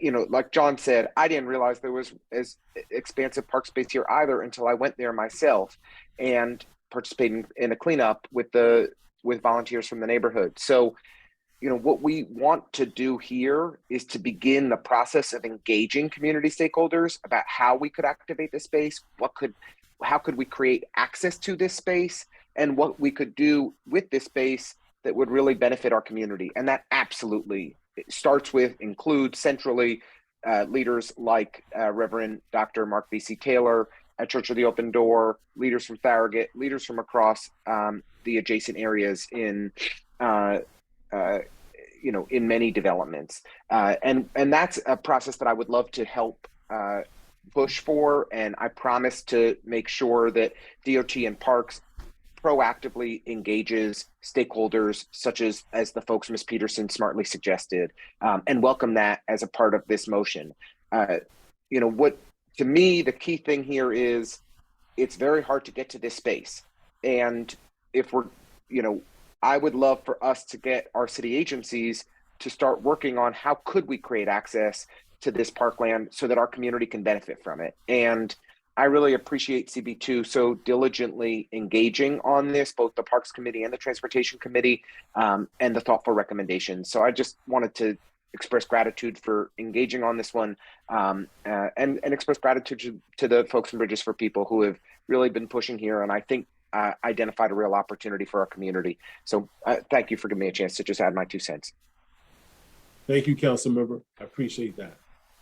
So again, this is one of these topics that's going to require everybody to participate digitally. So I want to make sure that the process works for our secretary. So what I'm going to ask is, and I'm going to be really deliberate when I say this.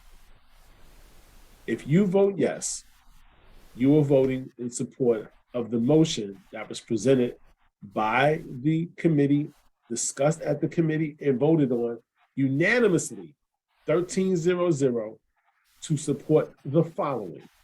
Request that the Department of Transportation and Parks Department work together to accomplish the following tasks.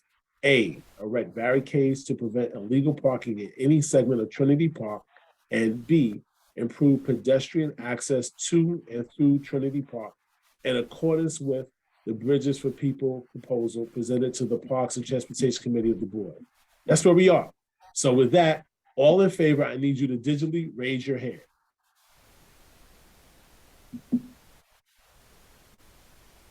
Lenny, I'm in favor. It was my motion, Cheryl Gills. I got you, Cheryl. Thank you.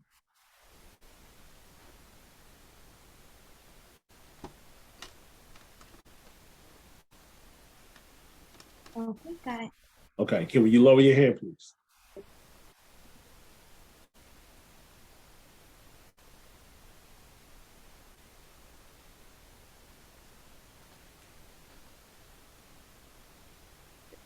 Is there anyone who is opposed? Would you please raise your hand digitally?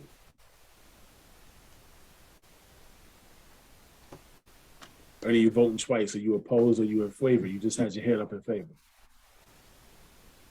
I'm opposed. I had it out. Okay. So you're opposed. I just want to be clear. Yeah. Okay, Yes. perfect. Is there anyone else that's opposed? Okay, great. Would you please, okay, please take your hand down for me, Ernie. Thank you. Is there anyone who's abstaining?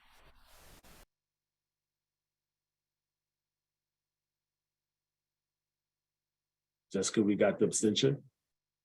We do. Okay, The good. motion passes 38-1-1. Thank you, everyone, for participating. Thank you for the questions. Thank you for the clarity. This is what Community Board 2 does better than anybody else. Thank you. I appreciate that. And thank you to all the chairs who presented tonight and all the members of the respective committees. Work is done at the committee. You can't have a committee meeting at a general body meeting, so I appreciate that. The next item on the agenda is our committees to report. I'm going to call first on economic development and the employment committee. Thank you, Chair Singletary. Hi, my name is Bill Flinoy. I'm the Chair of Economic and Development and Employment Committee. Denise Peterson is my co-chair and Catherine Gilman is my secretary. In the past couple of months, we've been focused heavily on the cannabis industry. We actually had the New York State Office of Cannabis present to us previously, and I also attended the Community Board information session February 1st that also this OCM actually presented to the bids. On February 7th, the Green Market Report also came to our committee and also had a discussion about the cannabis industry. I'm just going to hit the high points that I took out from all three of these informational and basic discussions. One of the biggest problems the bids have right now is enforcement. I do not have to even explain that. We all know that. Currently, there are only 2 dispensaries that are legal, and they're both in Manhattan. There's a third one about to open up, but again, that is not in Brooklyn. As a matter of fact, Brooklyn, there's currently an injunction blocking it's a temporary injunction, blocking any licensing in Brooklyn, in Kings County. Okay, and that's currently something that's ongoing, but let's get back to the point here. In addition to that, something else that the community boards were actually concerned about was the fact that there's only a 30-day comment period as far as any dispensaries opening up. So if a dispensary is about to open up, we only have 30 days to comment whether or not we approve or disapprove it or any other comments that we may have. So 30 days, as we know, on our calendar is not enough time for us to actually present it to a committee or to a board and to have a vote on it. The other issue is that how do people report violations of all these illegal dispensaries? Okay, there's a process to do it.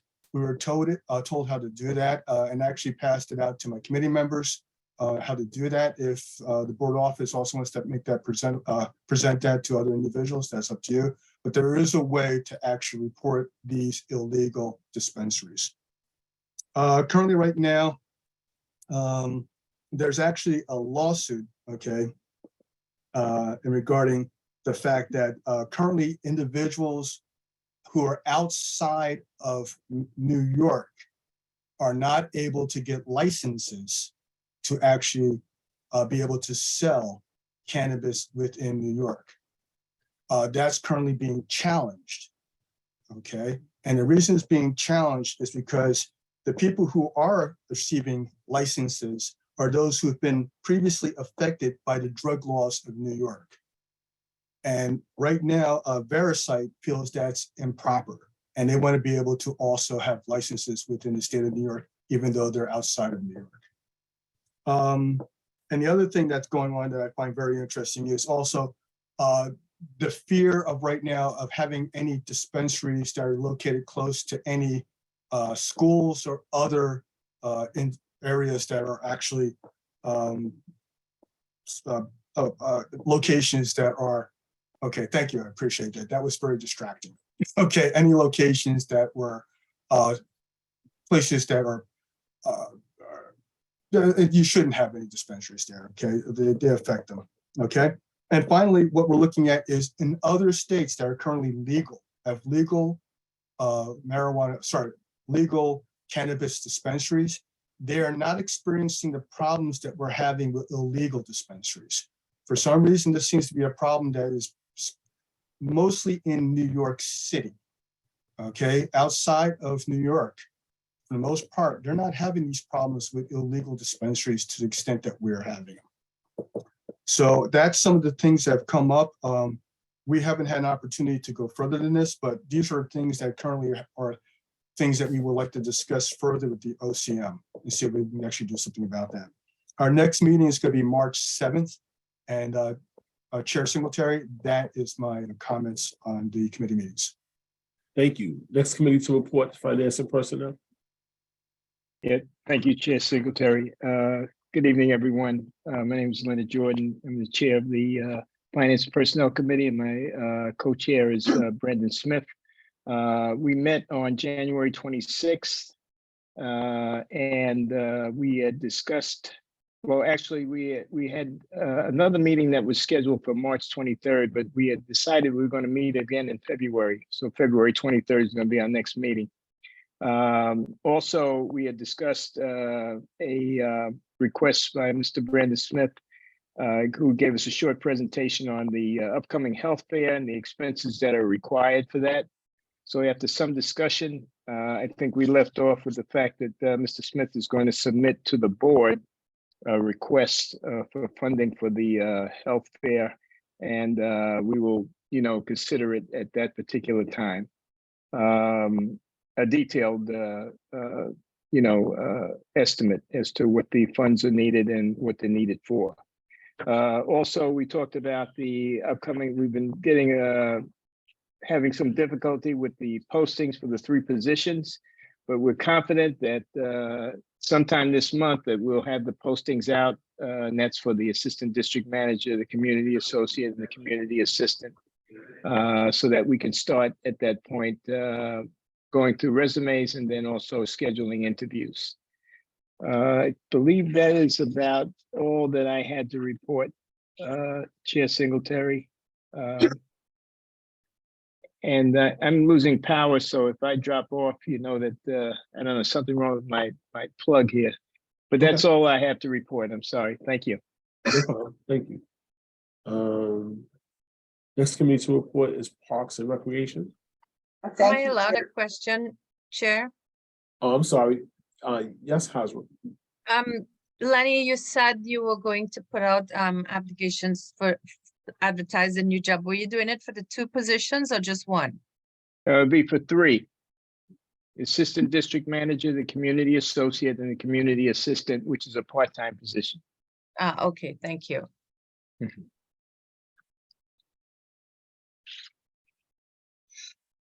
Back to Parks, it's Barbara Fowler-Grenier.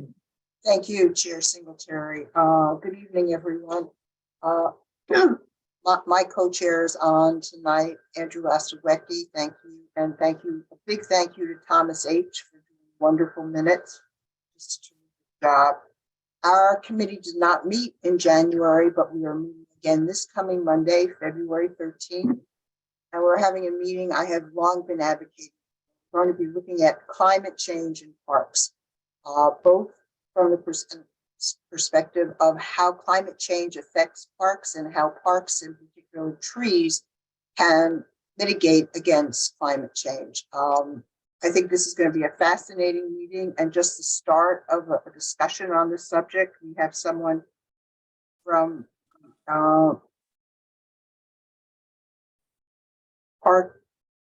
someone from Fort Greene Conservancy talking about a dynamic, exciting program using local teenagers, learning about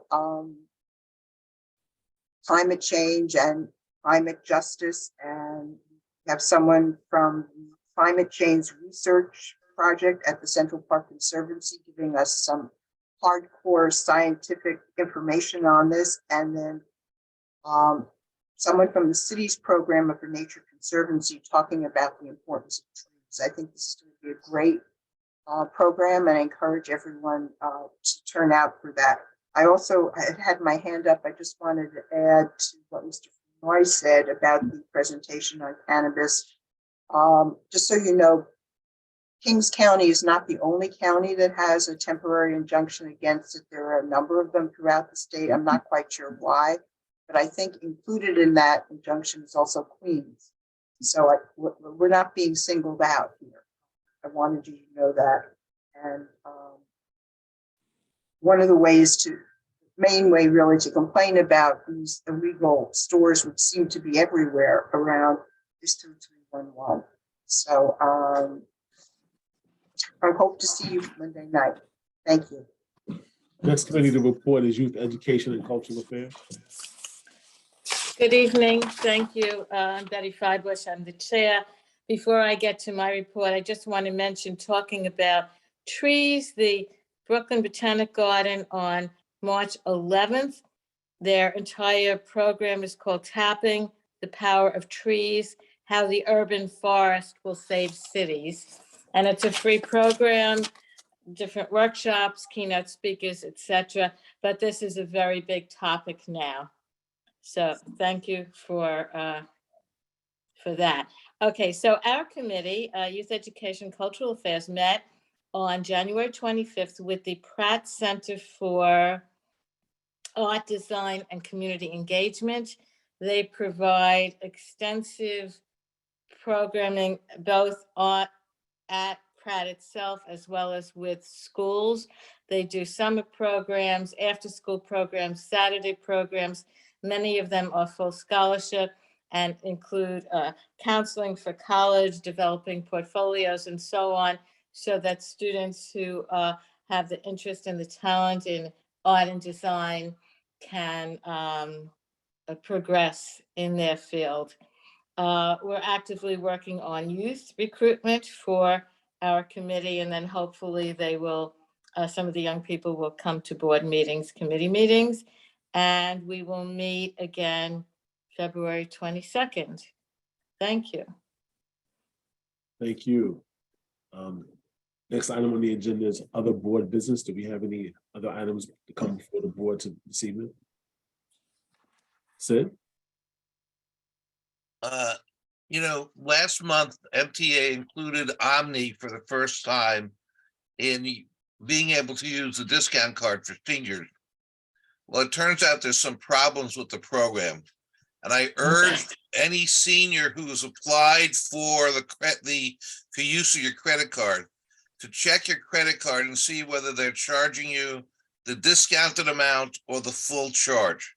And if they are charging you the full amount, you're going to have to contact Omni and work out the problem with you. Now, I'm not exactly sure. I asked what the problem was, and I didn't get a straight answer. But since they finally included you allowing you top and go with your credit card to your discounted senior fare, that those seniors who did that should check their credit card and see if they're charging the right amount. That's it. Any other items to come before the board this evening? Community forum. This is where we allow an opportunity for members of the community who are non-board members to have the floor to ask questions or bring topics before us this evening. At this time, I'm going to open it up for non-board members to have the floor. Is there anyone from the community that wishes to bring anything before the community board this evening?